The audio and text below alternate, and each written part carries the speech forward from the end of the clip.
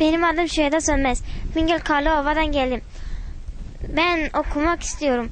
Başımı açık bırakmak istemiyorum.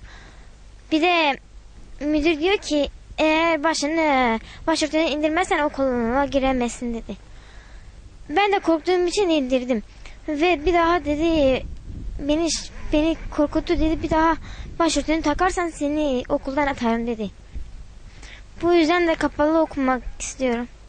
Abi biz Bingöl'de hayvancılık yapıyoruz. Buraya gelmişiz Sörek'e. Kızımı örtülü oraya okumak istiyoruz. Burada da müdürü bırakmıyoruz. Örtülü için olmuyoruz. Baş açık olanı alıyor. Örtülü olanı almıyor. Dedi örtüyü indirin okula alıyor. Örtüyü indirmezse almıyoruz. Biz de yalvardık.